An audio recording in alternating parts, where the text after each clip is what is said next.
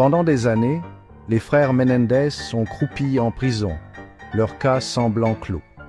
Cependant, par un coup du sort, de nouvelles preuves ont émergé, redonnant vie à leur combat pour la liberté. Une lettre écrite par Eric à son cousin, détaillant les abus allégués, a refait surface.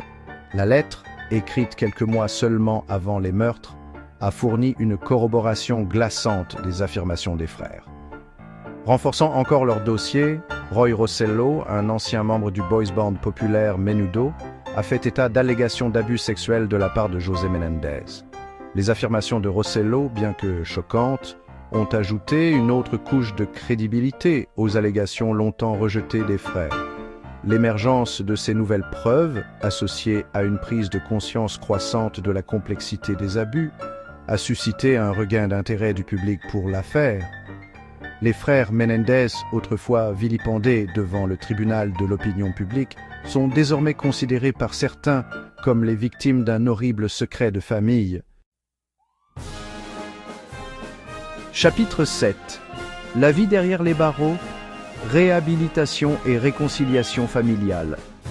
Malgré les horreurs de leurs crimes, Lyle et Eric se sont efforcés de réparer leur passé. Dans l'enceinte de la prison, ils ont participé à des programmes de réhabilitation, à des séances de thérapie et à des formations.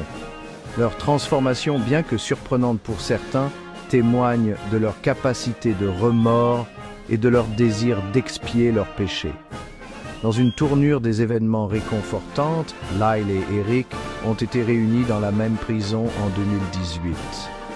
Leurs retrouvailles, immortalisées par une étreinte pleine de larmes, ont marqué le début d'un nouveau chapitre dans leur relation.